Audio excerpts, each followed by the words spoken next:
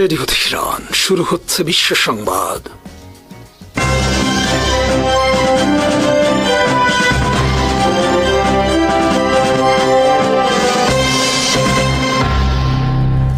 শুরুতেই সংবাদ শিরোনাম।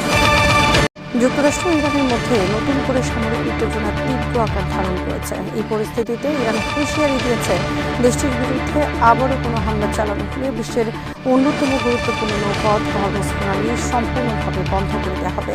একই সঙ্গে তেহরান জানিয়েছে, ভবিষ্যতে ইরানের কোনো লক্ষ্যবস্তুতে হামলা হলে তার জবাবে শত্রুপক্ষের অন্তত দ্বিগুণ লক্ষ্যবস্তুতে পাল্টা আঘাত হানা হবে। তুর্কি বার্তা সংস্থা আনাদোলুর এক প্রতিবেদনে বলা হয়েছে, ইরানের রাষ্ট্রীয় সংবাদ মাধ্যম প্রেস টিভিকে দেয়া এক বক্তব্যে দেশটির একটি অবহিত নিরাপত্তা সূত্র এই হুঁশিয়ারি দেয়। সূত্রটি জানায়, ইরানের ভূখণ্ডে নতুন করে হামলা হলে হরমুজ প্রণালী দিয়ে সব ধরনের সামুদ্রিক চলাচল বন্ধ করে দেওয়া হবে। একই সঙ্গে ইরান তার সামরিক প্রতিক্রিয়ার মাত্রাও আরও বাড়াবে। নিরাপত্তা সূত্রটি জানায়, ইরানের প্রতিটি লক্ষ্যবস্তুতে হামলার বিপরীতে অন্তত দুটি শত্রু লক্ষ্যবস্তুতে আঘাত হানা হবে। তাদের দাবি, ইরানের বিরুদ্ধে যে কোনো সামরিক পদক্ষেপের জবাব আগের তুলনায় আরও কঠোরভাবে দেওয়া হবে এবং এক্ষেত্রে কোনো ধরনের ছাড় দেওয়া হবে না। এদিকে মার্কিন প্রেসিডেন্ট ডোনাল্ড ট্রাম্প বুধবার বলেন, যুক্তরাষ্ট্র সম্ভবত একই রাতেই আবার ইরানের বিরুদ্ধে হামলা চালাবে। এর আগে টানা দ্বিতীয় রাতের মতো যুক্তরাষ্ট্র ইরানের বিভিন্ন শহরে বিমান হামলা চালায়। ট্রাম্প দাবি করেন, হরমুজ প্রণালীতে বাণিজ্যিক জাহাজে হামলার প্রতিক্রিয়ায় এই সামরিক অভিযান পরিচালনা করা হয়েছে। ট্রাম্প বলেন, গত মাসে স্বাক্ষরিত সমঝোতা স্মারক এখন কার্যত শেষ হয়ে গেছে। তার ভাষায়, ওই সমঝোতা আর কার্যকর নয় এবং বর্তমান পরিস্থিতিতে যুক্তরাষ্ট্র নিজেদের স্বার্থ রক্ষায় প্রয়োজনীয় ব্যবস্থা নেবে। অন্যদিকে ইরানি নিরাপত্তা সূত্রটি ট্রাম্পের বক্তব্যের জবাবে জানায়, যে কোনো হুমকির জবাব শক্তিশালীভাবে দেওয়া হবে। যুক্তরাষ্ট্র এবং এই অঞ্চলে তার অংশীদারদের মধ্যে ইরান কোনো পার্থক্য করে না। সূত্রটি আরও দাবি করে, ইরান হরমুজ প্রণালীর ব্যবস্থাপনা ও নিয়ন্ত্রণ বজায় রাখতে প্রস্তুত এবং প্রয়োজনে এজন্য লড়াই করতেও পিছপা হবে না। ইরানের ভাষ্য অনুযায়ী, হরমুজ প্রণালীকে ঘিরে পূর্বে স্বাক্ষরিত সমঝোতা স্মারকে স্পষ্টভাবে উল্লেখ রয়েছে যে প্রণালীটি ইরানের নিজস্ব ব্যবস্থাপনায় পুনরায় খুলে দেওয়া হবে। ফলে তেহরানের অনুমতি ছাড়া এ জলপথে নতুন কোনো রুট বা বিকল্প ব্যবস্থা চালুর সুযোগ নেই বলেও দাবি করা হয়। এদিকে বুধবার ভোরে ইরানের ইসলামী রেভলিউশনারি গার্ড কর্পস আইআরজিসি এক বিবৃতিতে জানায়, তারা মধ্যপ্রাচ্যে অবস্থিত 85টি মার্কিন সামরিক স্থাপনাকে লক্ষ্য করে ক্ষেপণাস্ত্র ও ড্রোন হামলা চালিয়েছে। আইআরজিসির দাবি অনুযায়ী হামলার লক্ষ্যবস্তুর মধ্যে ছিল বাহরাইনের সালমান বন্দর, মার্কিন নৌবাহিনীর 5ম নৌবহরের সদর দপ্তর এবং কুয়েতের আলী আল সালেম বিমান ঘাঁটি। এসব হামলা যুক্তরাষ্ট্রের সাম্প্রতিক সামরিক অভিযানের প্রতিশোধ হিসেবে চালানো হয়েছে বলে দাবি করে সংস্থাটি। অন্যদিকে যুক্তরাষ্ট্রের সেন্ট্রাল কমান্ড সেনকম জানিয়েছে, তারা ইরানের বিরুদ্ধে নতুন দফায় ব্যাপক সামরিক অভিযান পরিচালনা করেছে। সেন্টকমের দাবি, হরমুজ প্রণালীতে আন্তর্জাতিক বাণিজ্যিক জাহাজে ইরানের হামলার জবাবে 80টিরও বেশি লক্ষ্যবস্তুতে বিমান হামলা চালানো হয়েছে। এসব হামলায় সামরিক অবকাঠামো, অস্ত্র সংরক্ষণাগার এবং বিভিন্ন কৌশলগত স্থাপনাকে লক্ষ্যবস্তু করা হয়েছে বলে যুক্তরাষ্ট্রের পক্ষ থেকে জানানো হয়েছে। সাম্প্রতিক পাল্টাপাল্টি হামলার ফলে মধ্যপ্রাচ্যের নিরাপত্তা পরিস্থিতি আরও অস্থিতিশীল হয়ে উঠেছে। কূটনৈতিক পর্যবেক্ষকদের মতে, উভয় পক্ষের কঠোর অবস্থান এবং ধারাবাহিক সামরিক অভিযানের কারণে পরিস্থিতি দ্রুত বৃহত্তর সংঘাতে রূপ নিতে পারে। বিশেষ করে হরমুজ প্রণালীকে ঘিরে উত্তেজনা আন্তর্জাতিক মহলেও গভীর উদ্বেগ সৃষ্টি করেছে। বিশ্বের অন্যতম গুরুত্বপূর্ণ এই নৌপথ দিয়ে প্রতিদিন বিপুল পরিমাণ অপরিশোধিত তেল, তরলীকৃত প্রাকৃতিক গ্যাস এবং অন্যান্য পণ্যবাহী জাহাজ চলাচল করে। মধ্যপ্রাচ্যের প্রধান তেল রপ্তানিকারক দেশগুলোর অধিকাংশ জ্বালানি এই পথ দিয়ে আন্তর্জাতিক বাজারে পৌঁছে। ফলে হরমুজ প্রণালী বন্ধ হয়ে গেলে বৈশ্বিক জ্বালানি সরবরাহ মারাত্মকভাবে ব্যাহত হতে পারে এবং আন্তর্জাতিক বাজারে তেলের দাম দ্রুত বেড়ে যাওয়ার আশঙ্কা রয়েছে। বিশ্লেষকদের মতে, বর্তমান পরিস্থিতিতে যুক্তরাষ্ট্র ও ইরানের মধ্যে সরাসরি সামরিক সংঘর্ষ আরও বিস্তৃত হলে তার প্রভাব শুধু মধ্যপ্রাচ্যেই সীমাবদ্ধ থাকবে না। বৈশ্বিক জ্বালানি বাজার, আন্তর্জাতিক বাণিজ্য এবং আঞ্চলিক নিরাপত্তার উপরও এর সুদূরপ্রসারী প্রভাব পড়তে পারে। তাই পরিস্থিতি নিয়ন্ত্রণে আনতে দ্রুত কূটনৈতিক উদ্যোগ গ্রহণের আহ্বান জানিয়েছে আন্তর্জাতিক মহলের বিভিন্ন পক্ষ। তবে উল্লেখযোগ্য বিষয় হলো, এই দাবিগুলোর অনেকগুলোই সংশ্লিষ্ট পক্ষগুলোর নিজস্ব বক্তব্যের উপর ভিত্তি করে এসেছে এবং স্বাধীনভাবে সব তথ্য তাৎক্ষণিকভাবে যাচাই করা সম্ভব হয়নি। ফলে ঘটনা প্রবাহ নিয়ে আন্তর্জাতিক পর্যায়ে নিবিড় নজর রাখা হচ্ছে। 2026 সালের ফেব্রুয়ারির যুদ্ধ পরবর্তী সময়ে যুক্তরাষ্ট্র ও ইরানের সম্পর্ক এমন এক নতুন বাস্তবতায় প্রবেশ করেছে যেখানে পূর্ণাঙ্গ যুদ্ধ নেই, আবার প্রকৃত শান্তিও নেই। দুই দেশের মধ্যে যুদ্ধবিরতির ঘোষণা, সমঝোতা স্মারক, নতুন করে আলোচনার উদ্যোগ এবং মাঝে মধ্যেই পারস্য উপসাগর ও হরমুজ প্রণালীতে সামরিক উত্তেজনা, সব মিলিয়ে সম্পর্কটি এখন এক ধরনের নিয়ন্ত্রিত সংঘাতের পর্যায়ে অবস্থান করছে। এটি কোনো সাময়িক পরিস্থিতি নয়, বরং দুই দেশের দীর্ঘদিনের কৌশলগত বিরোধ, অভ্যন্তরীণ রাজনৈতিক সীমাবদ্ধতা এবং পারস্পরিক অবিশ্বাসের ফলে স্থায়ী শান্তি চুক্তির পরিবর্তে অস্থায়ী সমঝোতাই এখন ওয়াশিংটন ও তেহরানের সম্পর্কের প্রধান বৈশিষ্ট্যে পরিণত হয়েছে। আরও বিস্তারিত থাকছে ওয়াহিদ ফারুকীর প্রতিবেদনে।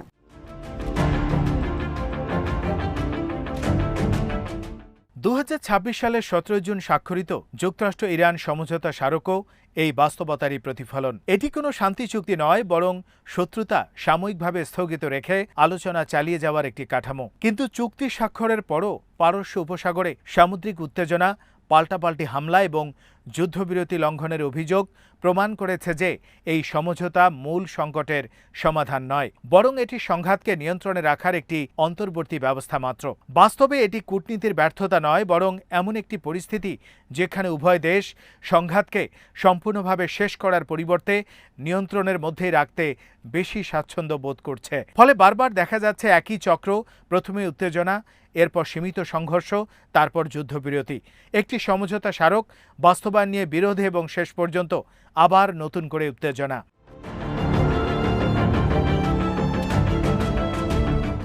এই পুনরাবৃত্তি এখন যুক্তরাষ্ট্র ইরান সম্পর্কের নতুন বাস্তবতা।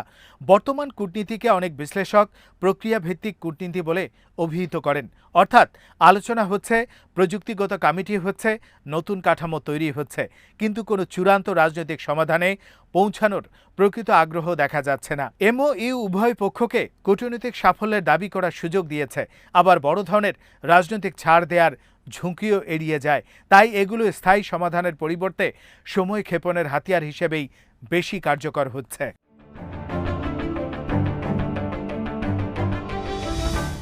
স্থায়ী শান্তি চুক্তি বাস্তবায়নের পথে অন্তত 3টি মৌলিক বাধা রয়েছে। প্রথমত, নিরাপত্তা নিয়ে দুই দেশের ধারণা সম্পূর্ণ ভিন্ন।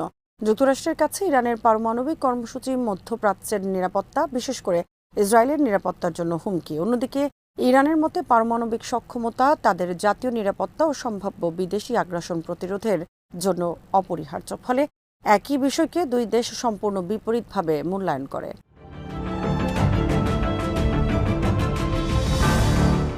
এই মৌলিক নিরাপত্তা দ্বন্দ্ব সহজে সমাধানযোগ্য নয়। দ্বিতীয়ত, দুই দেশের সামরিক কৌশলও সম্পূর্ণ ভিন্ন। ইরান আঞ্চলিক মিত্র, প্রক্সি গোষ্ঠী, সামুদ্রিক চাপ এবং অসমমিত যুদ্ধনীতির মাধ্যমে নিজেদের প্রভাব বিস্তার করে। অন্যদিকে যুক্তরাষ্ট্র নির্ভর করে সামরিক ঘাঁটি, নৌবাহিনী, অর্থনৈতিক নিষেধাজ্ঞা এবং আঞ্চলিক নিরাপত্তা জোটের উপর। এই ভিন্ন কৌশলগত বাস্তবতায় কোনো শান্তি চুক্তি হলেও প্রক্সি গোষ্ঠী বা আঞ্চলিক সংঘাত সহজেই সেই চুক্তিকে দুর্বল করে দিতে পারে। তৃতীয় বাধা হল বিশ্বাসের গভীর সংকট।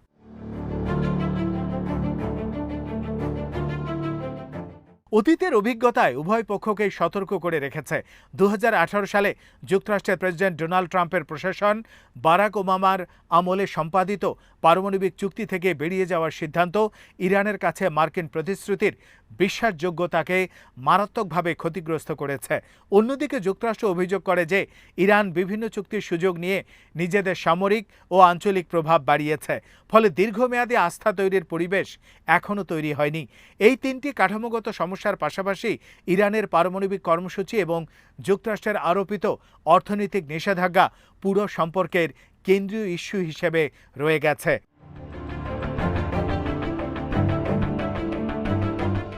আলোচনার বিষয়বস্তু যাই হোক না কেন, শেষ পর্যন্ত সবকিছু এসে দাঁড়ায় পারমাণবিক কর্মসূচি ও নিষেধাজ্ঞার প্রশ্নে। যুক্তরাষ্ট্র চায় ইরানের ইউরেনিয়াম সমৃদ্ধকরণ সীমিত রাখতে, যাতে ভবিষ্যতে পারমাণবিক অস্ত্র তৈরির সম্ভাবনা না থাকে। বিপরীতে ইরান দাবি করে আন্তর্জাতিক আইনের আওতায় শান্তিপূর্ণ পারমাণবিক প্রযুক্তি ব্যবহারের অধিকার তাদের রয়েছে। ফলে এক পক্ষের আত্মরক্ষামূলক পদক্ষেপ অন্য পক্ষের কাছে সম্ভাব্য হুমকি হিসেবে দেখা দেয়। একইভাবে অর্থনৈতিক নিষেধাজ্ঞাও এখন শুধু চাপ সৃষ্টি করার একটি উপায় নয়, বরং এটি একটি সমান্তরাল অর্থনৈতিক ও রাজনৈতিক কাঠামোতে পরিণত হয়েছে।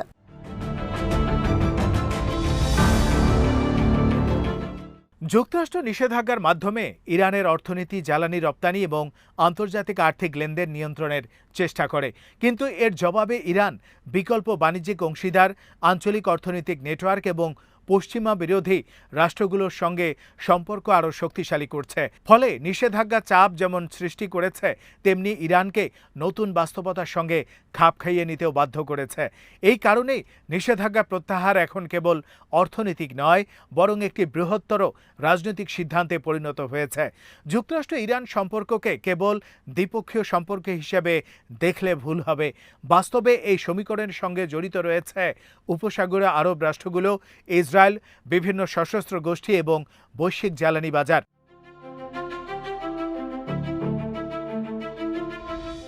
অনেক উপসাগরীয় দেশ নিয়ন্ত্রিত উত্তেজনা বজায় রাখতে আগ্রহী, কারণ এর মাধ্যমে এই অঞ্চলে যুক্তরাষ্ট্রের সামরিক উপস্থিতি অব্যাহত থাকে। আবার সৌদি আরব ও ইসরায়েলের মতো দেশগুলো মনে করে নিষেধাজ্ঞা তুলে নেওয়া হলে ইরানের আঞ্চলিক প্রভাব আরও বৃদ্ধি পাবে। বিশেষ করে ইসরায়েল ইরানের ক্ষেপণাস্ত্র ও পারমাণবিক সক্ষমতাকে নিজেদের নিরাপত্তার জন্য সবচেয়ে বড় হুমকি হিসেবে বিবেচনা করছে। ফলে ওয়াশিংটন ও তেহরান কোনো সমঝোতায় পৌঁছে গেলেও আঞ্চলিক শক্তিগুলোর অবস্থান সেই সমঝোতার বাস্তবায়নকে কঠিন করে তুলতে পারে।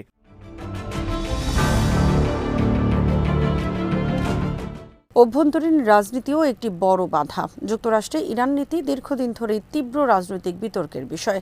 কোনো প্রশাসন যদি ইরানের প্রতি বড় ধরনের ছাড় দেয়, তাহলে তা নির্বাচনী রাজনীতিতে সমালোচনার মুখে পড়তে পারে। অন্যদিকে ইরানের রক্ষণশীল রাজনৈতিক গোষ্ঠীগুলো যুক্তরাষ্ট্রের সঙ্গে বড় ধরনের আপোষকে জাতীয় সার্বভৌমত্বের জন্য হুমকি হিসেবে তুলে ধরে। ফলে উভয় দেশই স্থায়ী চুক্তির পরিবর্তে এমন সমঝোতাকে প্রাধান্য দেয় যা ভবিষ্যতে সহজেই পরিবর্তন করা সম্ভব।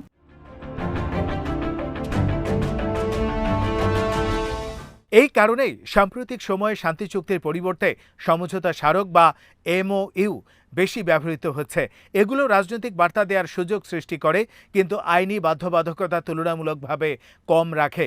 আইনসভায় অনুমোদনের জটিলতা এড়ানো যায়, প্রয়োজনে ব্যাখ্যা পরিবর্তনের সুযোগ থাকে এবং রাজনৈতিকভাবে উভয় পক্ষই নিজেদের অবস্থান অক্ষুণ্ণ রাখতে পারে।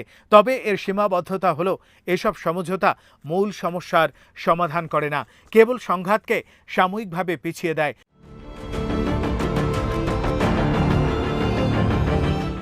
ফলে বর্তমানে যুক্তরাষ্ট্র ও ইরান এমন একটি ব্যবস্থার সঙ্গে খাপ খাইয়ে নিয়েছে যাকে অনেক বিশ্লেষক ম্যানেজ ইনস্ট্যাবিলিটি বা পরিচালিত অস্থিরতা বলে অভিহিত করেন।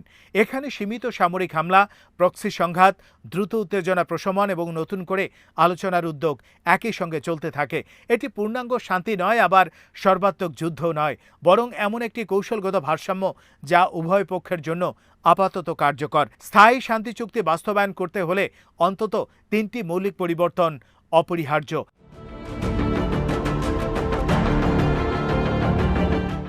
ইরানকে অন্তর্ভুক্ত করে একটি নতুন আঞ্চলিক নিরাপত্তা কাঠামো গড়ে তোলা, উভয় পক্ষের কাছে গ্রহণযোগ্য ও স্থায়ী একটি পারমাণবিক সমঝোতা প্রতিষ্ঠা এবং দীর্ঘদিনের নিষেধাজ্ঞা ব্যবস্থার মৌলিক সংস্কারের মাধ্যমে রাজনৈতিক সম্পর্ক স্বাভাবিক করা। এই 3টি পরিবর্তনের প্রতিটি রাজনৈতিকভাবে অত্যন্ত ব্যয়বহুল।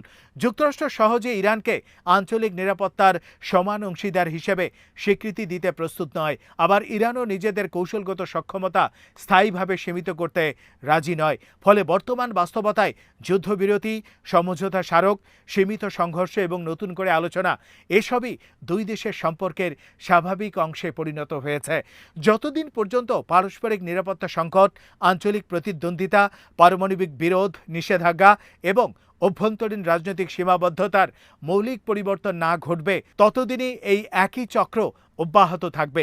উত্তেজনা, যুদ্ধবিরতি, নতুন সমঝোতা, আবার ভাঙন, কিন্তু স্থায়ী শান্তি অধরাই থেকে যাবে। যুক্তরাষ্ট্র ও ইরানের মধ্যে সুইজারল্যান্ডে অনুষ্ঠিত সর্বশেষ আলোচনা এখনো হয়তো ইতিহাসের সবচেয়ে বড় কূটনৈতিক সাফল্য হিসেবে বিবেচিত হওয়ার মতো পর্যায়ে পৌঁছায়নি, কিন্তু ভবিষ্যতে ইতিহাসবিদরা একে আন্তর্জাতিক রাজনীতির একটি গুরুত্বপূর্ণ মোড় পরিবর্তনের মুহূর্ত হিসেবে মূল্যায়ন করতে পারেন।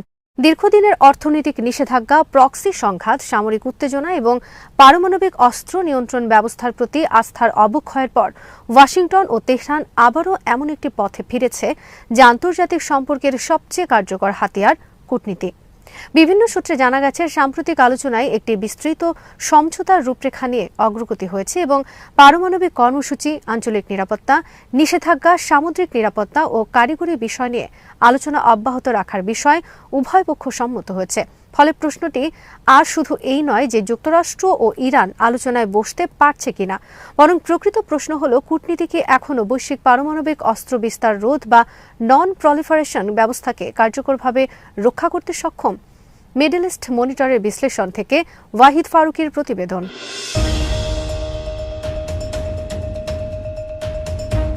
1979 সালের ইসলামী বিপ্লব এবং পরবর্তী কূটনৈতিক সম্পর্ক ছেদের পর থেকে যুক্তরাষ্ট্র ও ইরানের সম্পর্ক গভীর অবিশ্বাস, রাজনৈতিক প্রতিদ্বন্দ্বিতা এবং নিরাপত্তা উদ্বেগের উপর দাঁড়িয়ে রয়েছে।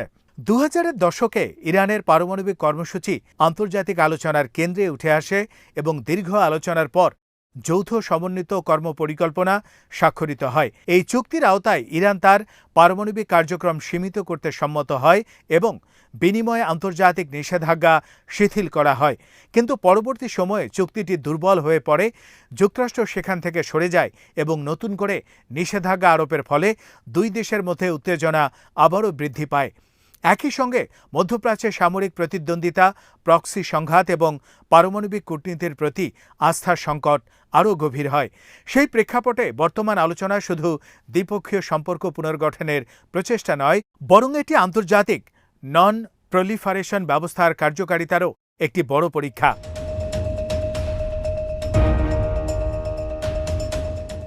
সাম্প্রতিক আলোচনার অন্যতম গুরুত্বপূর্ণ দিক হল এটি এমন এক সময় পুনরায় শুরু হয়েছে যখন দুই দেশের মধ্যে প্রকাশ্য সামরিক উত্তেজনা চরমে পৌঁছে গিয়েছিল। এর আগে ওমান ও ইউরোপে একাধিক পরোক্ষ যোগাযোগের মাধ্যমে আলোচনার ভিত্তি তৈরি হয় এবং পরে সুইজারল্যান্ডে উচ্চ পর্যায়ের বৈঠকে একটি সম্ভাব্য রোডম্যাপ নিয়ে আলোচনা এগিয়ে যায়।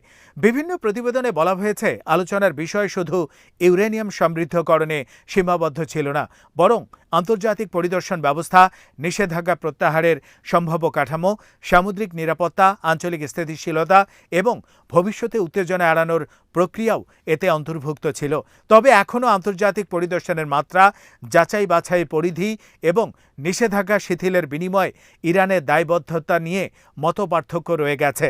তাই রাজনৈতিক ঘোষণা নয়, বরং বাস্তবায়নই শেষ পর্যন্ত এই আলোচনার সাফল্য নির্ধারণ করবে।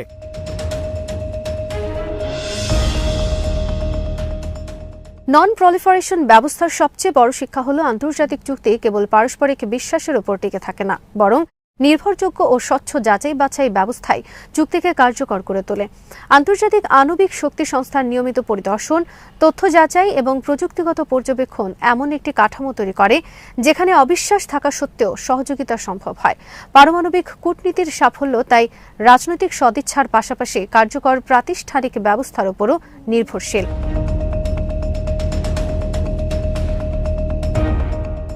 এই আলোচনায় সুইজারল্যান্ডের ভূমিকা বিশেষভাবে গুরুত্বপূর্ণ। দীর্ঘদিন ধরেই দেশটি আন্তর্জাতিক বিরোধে নিরপেক্ষ মধ্যস্থতাকারী হিসেবে গ্রহণযোগ্যতা ধরে রেখেছে। বর্তমান আলোচনাতেও সুইজারল্যান্ড এমন একটি পরিবেশ তৈরি করেছে যেখানে দুই প্রতিদ্বন্দ্বী রাষ্ট্র রাজনৈতিক চাপ কমিয়ে সংলাপ চালিয়ে যেতে পেরেছে। আন্তর্জাতিক সম্পর্কের ক্ষেত্রে এটি একটি গুরুত্বপূর্ণ বাস্তবতা যে মধ্যস্থতাকারী রাষ্ট্র বা আন্তর্জাতিক প্রতিষ্ঠান নিজেরা কোনো সংঘাতের সমাধান করে না, বরং তারা এমন একটি কূটনৈতিক পরিবেশ তৈরি করে যেখানে সমঝোতার সম্ভাবনা বৃদ্ধি পায়। ভবিষ্যতের পারমাণবিক কূটনীতিতেও নিরপেক্ষ মধ্যস্থতাকারীদের গুরুত্ব আরও বাড়তে পারে।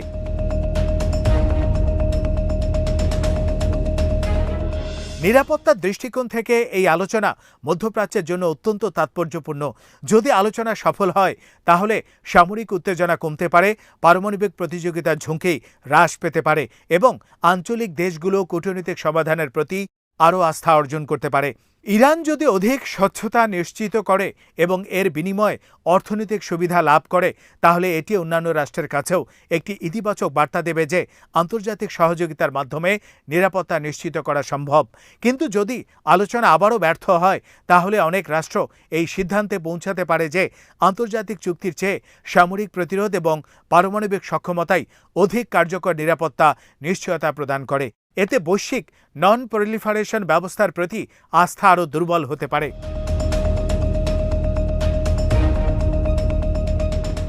এই আলোচনার আরেকটি গুরুত্বপূর্ণ মাত্রা হল বৈশ্বিক জ্বালানি নিরাপত্তা। যুক্তরাষ্ট্র ও ইরানের সম্পর্ক কখনোই কেবল পারমাণবিক প্রযুক্তির মধ্যে সীমাবদ্ধ নয়, এর সঙ্গে বিশ্বের জ্বালানি বাজারও নিবিড়ভাবে জড়িত।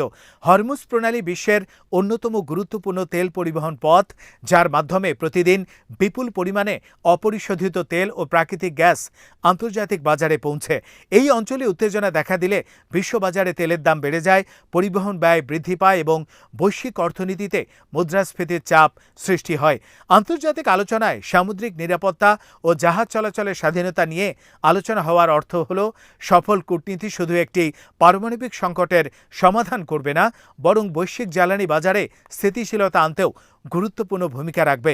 তাই বর্তমান বিশ্বে পারমাণবিক নন প্রলিফারেশন কেবল নিরাপত্তার বিষয় নয়, এটি অর্থনৈতিক স্থিতিশীলতার সঙ্গেও সরাসরি সম্পর্কিত।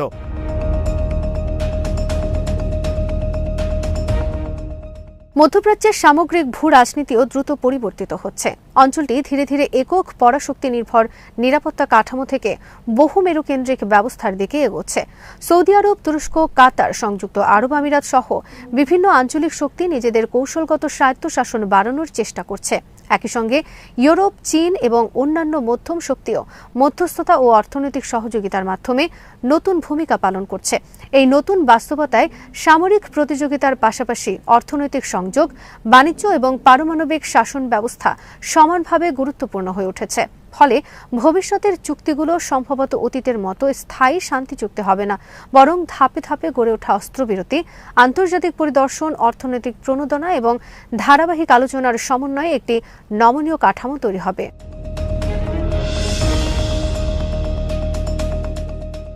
এদিকে যুক্তরাষ্ট্রের অভ্যন্তরে ইরানকে ঘিরে রাজনৈতিক মতপার্থক্য থাকলেও কূটনৈতিক সমাধানের পক্ষে উল্লেখযোগ্য সমর্থন রয়েছে। অনেক নিরাপত্তা বিশ্লেষক, সাবেক কূটনীতিক এবং নীতি নির্ধারক মনে করেন দীর্ঘস্থায়ী সামরিক সংঘাতের পরিবর্তে কঠোর যাচাই বাছাই এবং ধাপে ধাপে আস্থা পুনর্গঠনের ভিত্তিতে গড়ে ওঠা চুক্তি দীর্ঘমেয়াদে বেশি কার্যকর। যদিও অভ্যন্তরীণ রাজনৈতিক পরিবর্তনের কারণে এই ধরনের চুক্তির স্থায়িত্ব সবসময় অনিশ্চিত থাকে, তবুও আলোচনার পথ খোলা রাখা আন্তর্জাতিক নিরাপত্তার জন্য অপরিহার্য।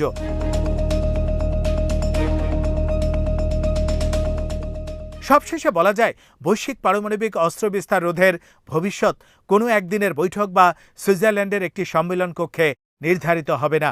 এর ভবিষ্যৎ নির্ভর করবে কূটনীতি কতটা বিশ্বাসযোগ্য, ধারাবাহিক এবং বাস্তব ভিত্তিক হতে পারে তার উপর। যদি যুক্তরাষ্ট্র ও ইরান বর্তমান আলোচনার মাধ্যমে কার্যকর যাচাই বাছাই ব্যবস্থা প্রতিষ্ঠা করতে পারে, আঞ্চলিক উত্তেজনা কমাতে সক্ষম হয় এবং পারস্পরিক প্রতিশ্রুতি বাস্তবে রূপ দিতে পারে, তাহলে এটি বৈশ্বিক নন প্রলিফারেশন ব্যবস্থাকে নতুন শক্তি দেবে। আন্তর্জাতিক আইন, বহুপাক্ষিক কূটনীতি এবং প্রাতিষ্ঠানিক সহযোগিতার প্রতি আস্থা পুনরুদ্ধার হবে। কিন্তু যদি এই প্রচেষ্টাও ব্যর্থ হয়, তাহলে আরও অনেক রাষ্ট্র বিশ্বাস করতে পারে যে আন্তর্জাতিক চুক্তির চেয়ে পারমাণবিক সক্ষমতাই নিরাপত্তার সবচেয়ে নির্ভরযোগ্য নিশ্চয়তা। সেই কারণেই বর্তমানে যুক্তরাষ্ট্র ইরান আলোচনা কেবল দুই দেশের মধ্যে সম্পর্ক পুনর্গঠনের উদ্যোগ নয়, এটি আন্তর্জাতিক নিরাপত্তা, মধ্যপ্রাচ্যের স্থিতিশীলতা এবং বৈশ্বিক পারমাণবিক অস্ত্র বিস্তার রোধ ব্যবস্থার ভবিষ্যৎ নির্ধারণে একটি গুরুত্বপূর্ণ মাইলফলক। শ্রোতা বন্ধুরা, বিশ্ব সংবাদে এই ছিল আমাদের সর্বশেষ আয়োজন। সঙ্গে থাকার জন্য আপনাদের সবাইকে অসংখ্য ধন্যবাদ।